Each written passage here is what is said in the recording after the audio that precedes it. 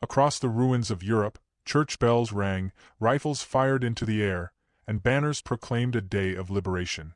For millions, it was the end of 6 years of total war.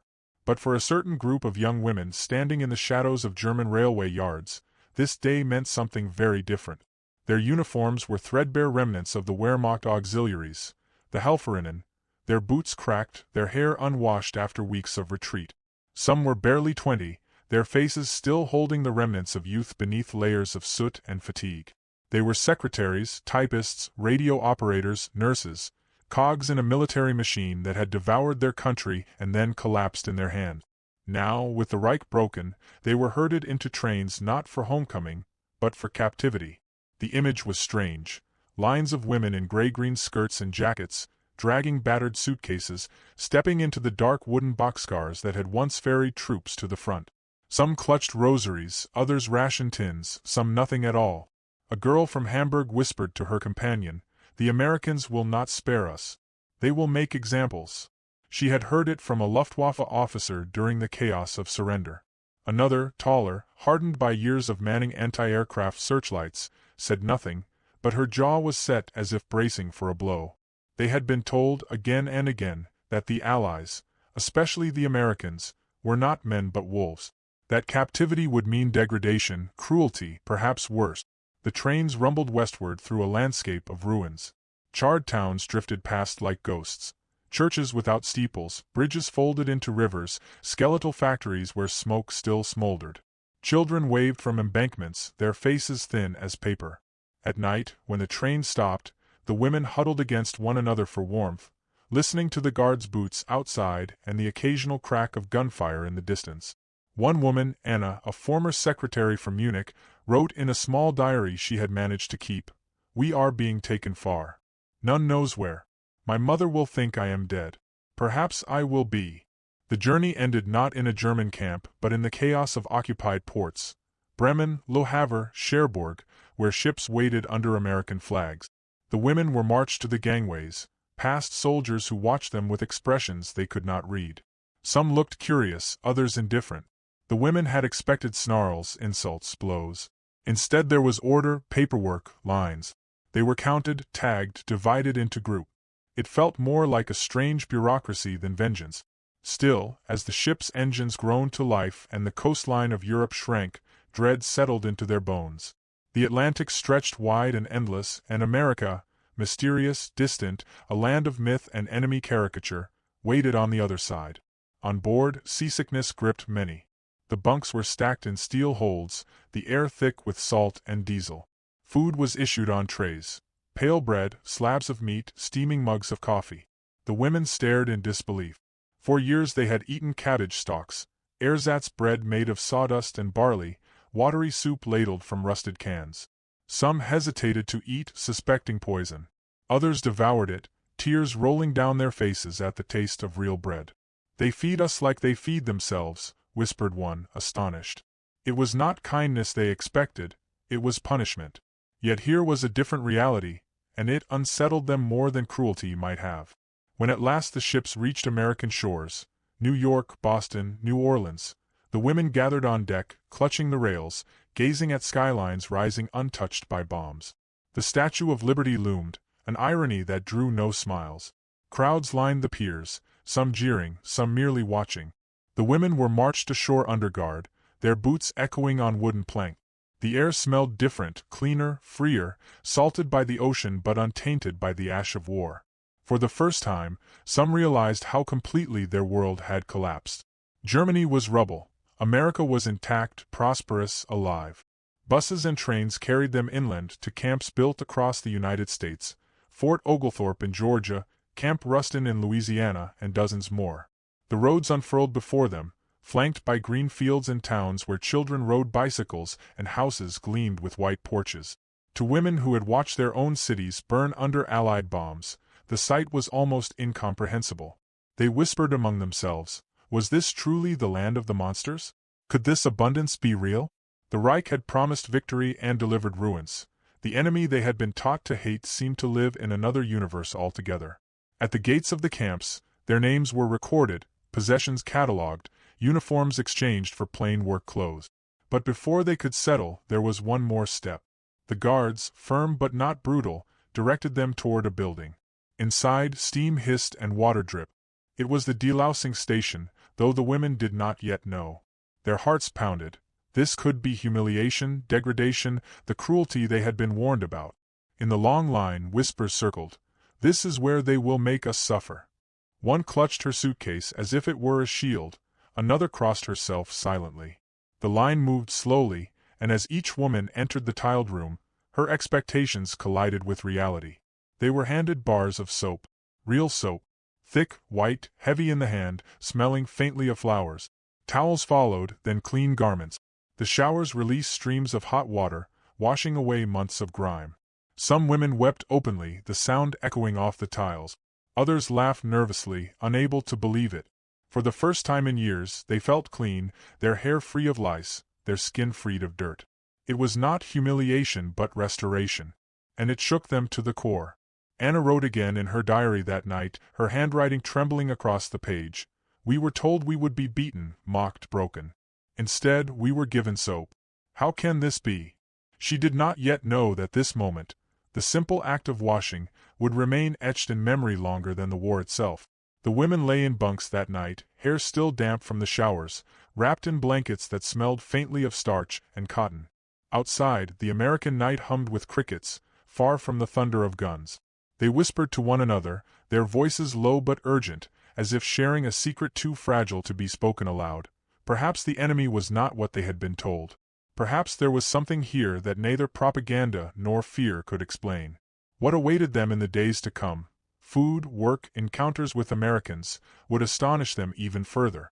For now, though, one image lingered in every mind, the soap in their hands, slippery, fragrant, absurdly gentle. It was only the beginning of their captivity, yet it already felt like the beginning of something else. And as dawn broke over the camp, a question settled among them like morning mist. If the enemy could show such unexpected humanity, what other surprises lay ahead? The buses rolled through gates crowned with barbed wire, their engines grumbling as dust rose in pale clouds across the camp road.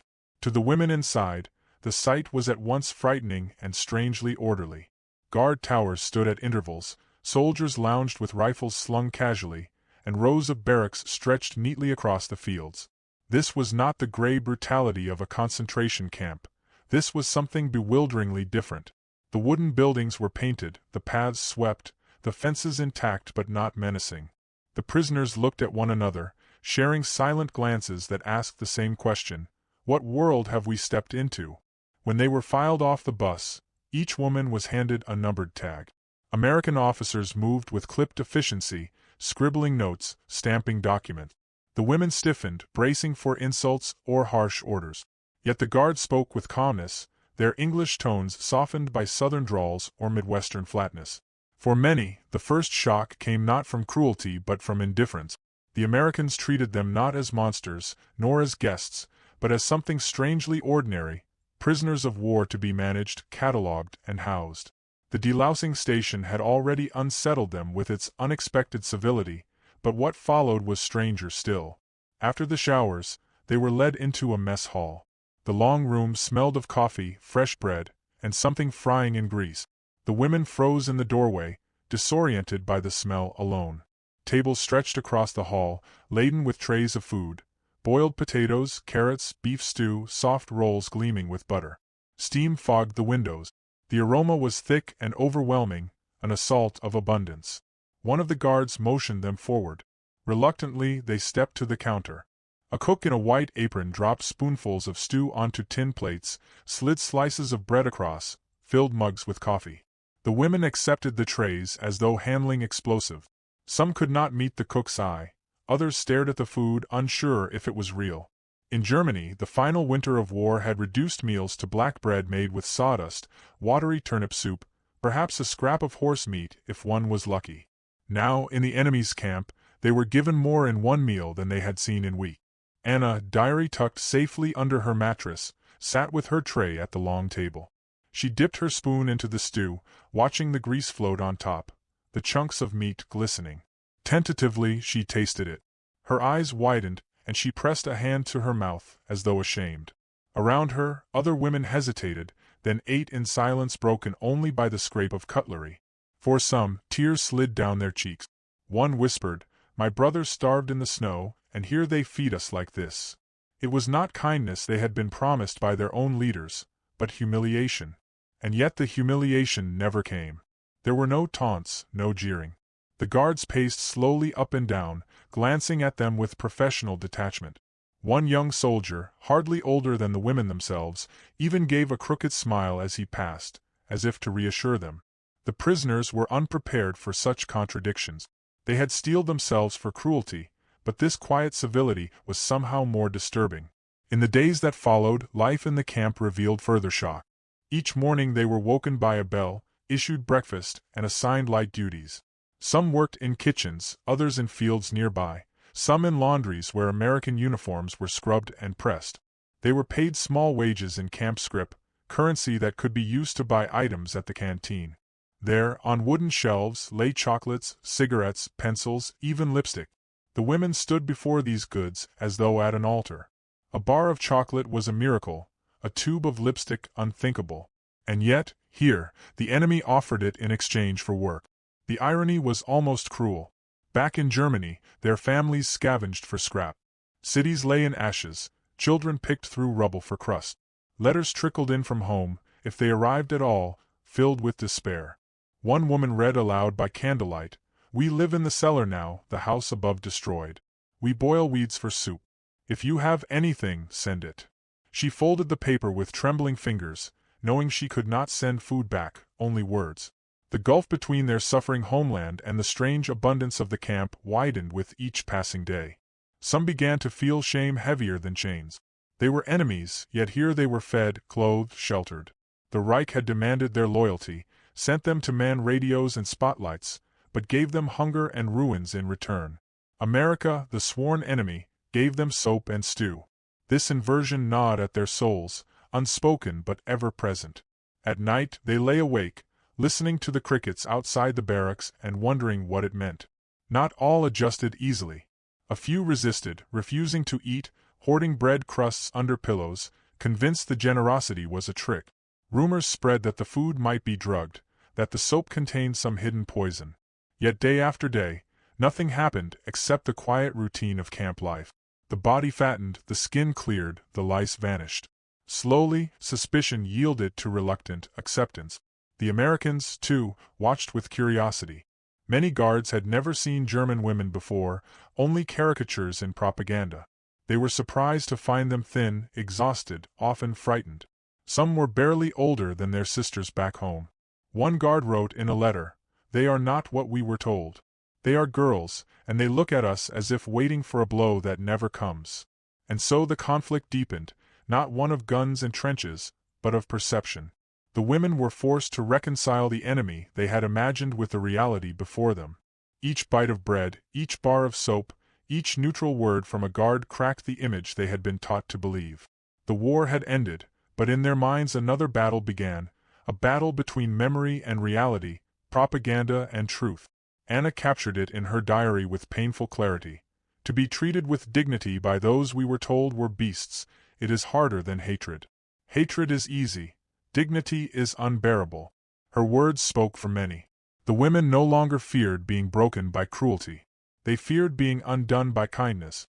One evening, after work in the fields, the women were marched back to camp as the sun dipped low, spilling gold across the horizon.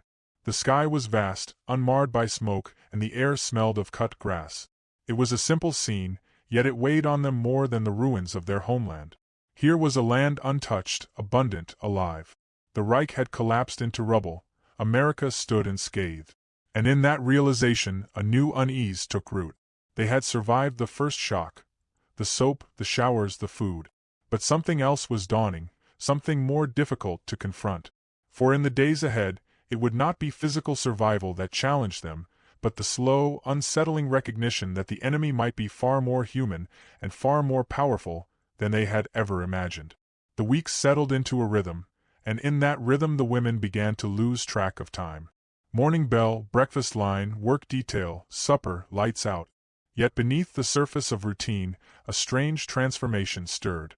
At first, they had counted days like prisoners scratching tallies into stone, but gradually the sharp edge of captivity dulled, replaced by a quiet bewilderment. They were captives, yes, but they were also fed, clothed, even paid. For women raised in a collapsing Reich where loyalty was rewarded with hunger, this inversion gnawed at their thoughts more persistently than any barbed wire fence. Anna, who had once sat in a Munich office typing orders she never questioned, now worked in the camp laundry. The scent of starch and soap clung to her fingers as she scrubbed American uniforms smooth. Each shirt bore the initials of men who were her sworn enemies, and yet, as she folded them neatly into piles, she felt less hatred than an odd, guilty relief. Here was work that did not involve war, work that kept her alive. Sometimes she caught her own reflection in the polished steel of the washing drums and wondered who she was becoming. Others were sent into the fields under guard, harvesting crops that fed both prisoners and soldiers. They felt the sun on their backs, the dirt under their nails, and the startling weight of full baskets. Some even laughed softly at their own sweat, finding in the labor a reminder of the villages they had left behind. In the evenings, they returned to the camp, their muscles aching, their spirits strangely lighter. This was not the degradation they had prepared themselves for, this was something else entirely. The camp canteen soon became the most bewildering corner of their new world. With their wages, small slips of camp scrip, they could buy chocolate bars, cigarettes, even jars of jam. The first time Anna bit into a Hershey bar, the sweetness exploded on her tongue like nothing she had tasted since childhood. Tears pricked her eyes, and she turned away from the others, ashamed of her own joy. A girl from Bremen smeared lipstick on her lips, staring at herself in a small mirror with disbelief. "I feel human again," she murmured, as though confessing a sin. But the abundance carried its own torment. Letters from home continued to arrive, smuggled through censors, their words etched in desperation. Families wrote of bombed-out apartments, of children coughing in cellars, of bread lines stretching into the cold. One woman read aloud her mother's plea, "If only we had your American bread. Your brother starves." Around her, silence fell heavy, broken only by the scratching of rats beneath the barracks floorboards. The women sat clutching their letters, their trays of food untouched, the shame of plenty burning in their throat. The Americans noticed the contradiction too. Some guards were surprised to see the German women gaining weight in captivity, cheeks filling, hair regaining its shine. "They're better fed than folks back home in some towns," one soldier muttered, half in resentment, half in wonder. Yet rules were rules. Under the Geneva Convention, prisoners were to be treated according to standards that often exceeded those of war-torn Europe. The irony was not lost on anyone. Still, suspicion never fully vanished. At night, whispers crept through the bunks. What if this was all a facade? What if tomorrow the masks fell away and cruelty began? A handful clung to their distrust, hoarding crusts of bread under mattresses, convinced the abundance was a trap. Yet as weeks turned into months, even the most cautious were worn down by the relentless normality of American order. No beatings came. No punishments beyond the dull monotony of work. The greatest cruelty, it seemed, was to be treated decently. Anna's diary recorded the conflict with painful clarity. "I eat and my stomach thanks me. I sleep and my body grows strong. Yet each kindness cuts me deeper. How do I reconcile this with the faces of children in Munich who drink water for supper?" Her words gave shape to the invisible war now raging in many hearts. To be brutalized would have been easier. To be dignified by the enemy was unbearable. Amid this turmoil, small encounters with Americans deepened the contradictions. One evening, a young guard dropped his flashlight during roll call. Anna stooped instinctively, picked it up and handed it back. Their fingers brushed, and for an instant their eyes met. He gave a quiet nod, nothing more, but the moment lingered in her mind for days.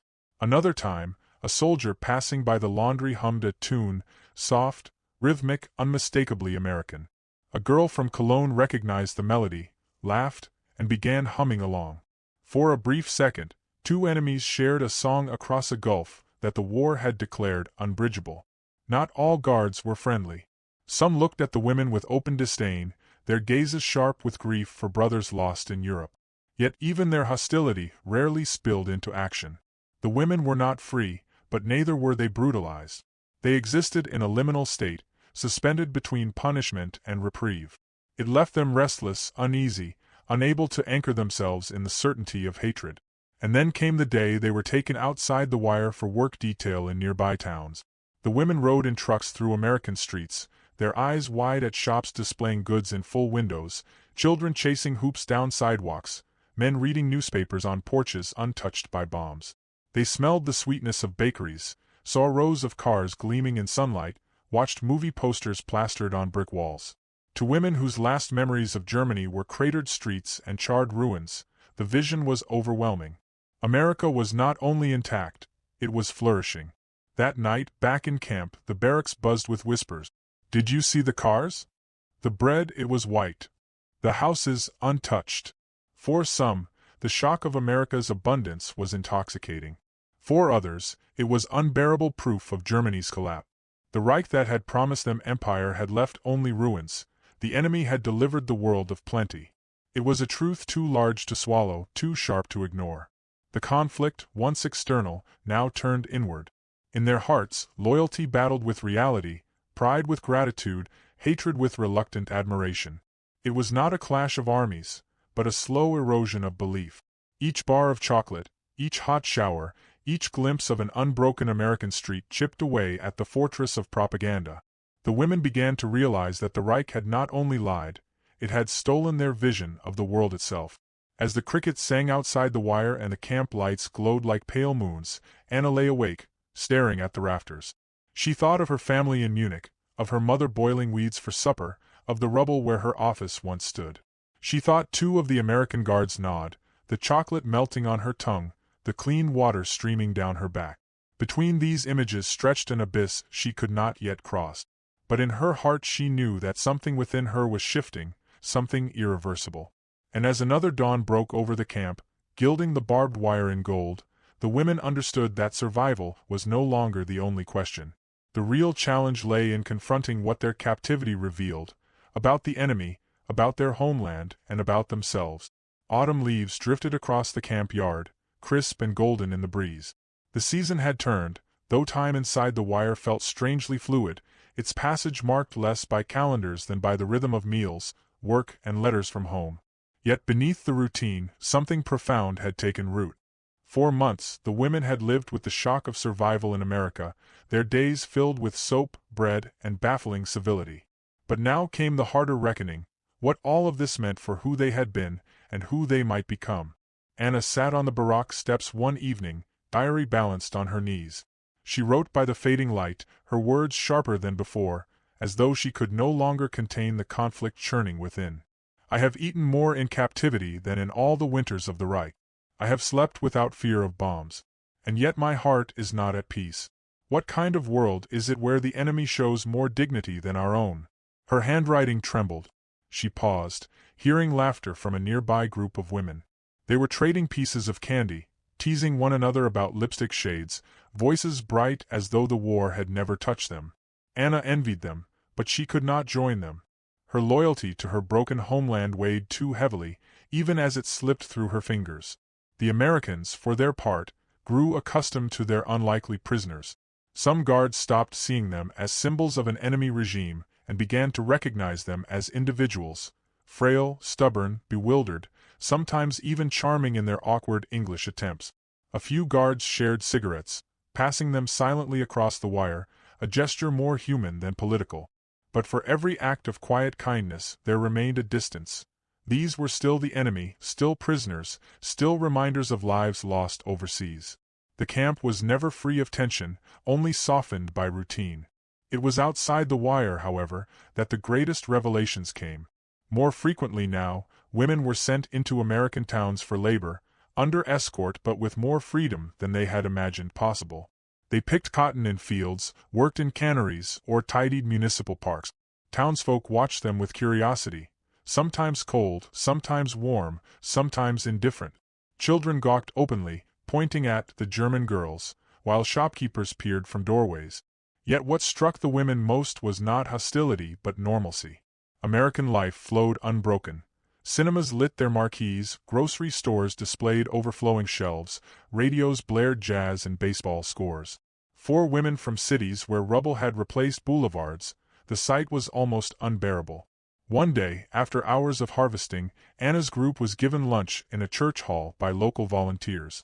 The tables groaned with sandwiches, fruit, pies. The women hesitated, hands hovering as if afraid the food might vanish. An elderly American woman, flour dusting her apron, urged them gently, "Eat, eat." Anna bit into an apple, crisp and sweet, and nearly wept. She had not tasted fruit since 1942.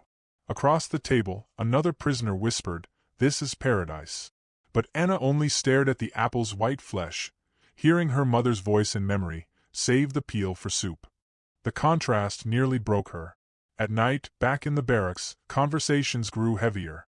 They spoke of home, of families surviving in cellars, of children barefoot in the snow, of brothers lost to the Eastern Front. Some began to admit aloud what had long been unspeakable, that perhaps their nation had lied to them, had sacrificed them not for glory but for destruction. "We were taught they were beasts," murmured one woman, staring into her blanket. "But who are the beasts now? Those who bombed our homes, or those who built this world of plenty?" No one answered. Silence carried more weight than words. Yet guilt was not the only burden. Gratitude, too, unsettled them. They were prisoners, but they were alive, clean, fed. They had expected to be stripped of dignity, yet they had been given more than they dared imagine. The soap, the showers, the chocolate, all were tokens of something larger, something harder to name. Was it mercy? Was it hypocrisy? Or was it simply that the Americans lived by rules the Reich had long abandoned? Each woman wrestled with the questions alone, unable to resolve them but unable to turn away. Anna's diary grew into a confession of this turmoil. It would be easier to hate. Hatred is a fortress. It keeps the world out. But what they give us, bread, soap, music, it slips past the walls.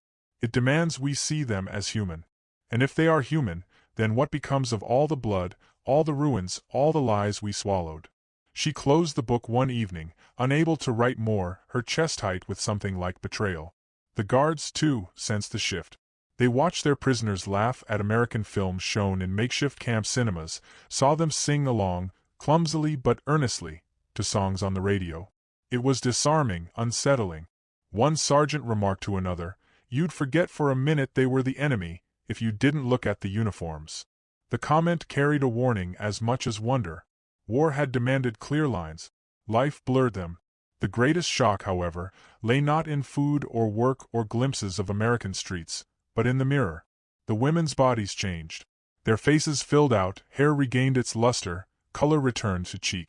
Some even looked younger, as though captivity had peeled away years of war. To see themselves restored in this way was almost unbearable. It forced them to recognize how deeply the Reich had failed them. The enemy had made them healthy. Their own nation had made them starve. It was not just a revelation but an indictment. And yet, even as they adjusted, even as laughter returned, an unease hung over everything. For they knew captivity could not last forever. One day they would be sent home, to Germany, to rubble, to families waiting in despair. The thought of leaving abundance for hunger again, of trading soap for soot, filled them with dread. More than one whispered at night, "I am afraid to go back." It was treasonous to admit, but true. As winter neared, rumors spread of impending transfers, of repatriation, of journeys eastward. The whispers filled the barracks with unease. What awaited them in the ruins of their homeland? Would their families even recognize them, well-fed, clean, cheeks glowing with the health of captivity? Some dreaded the judgment in their mothers' eyes, the silent accusation that they had lived well while others starved. Anna, staring once more at her diary, wrote the words she had never dared before. "I fear leaving more than I feared arriving." The confession chilled her, but it was honest. For the enemy's greatest weapon had not been guns or bombs. It had been soap, food, and dignity. And those things had done what hatred could not. They had changed her. One morning, as frost laced the camp fences, the announcement came. A transport would depart soon. The women crowded together, hearts pounding, eyes wide with questions they could not voice. To return meant facing hunger, ruins, and the ghosts of all they had believed. To stay meant captivity, but also life. The guards read the names from a list, their voices flat, but to the women every syllable landed like a thunderclap. And as Anna heard her name called, as she stepped forward into the cold morning light, she realized the true conflict was no longer between nations. It was inside her, in the space where hatred had once lived and where something new, fragile, dangerous, undeniable, had begun to grow.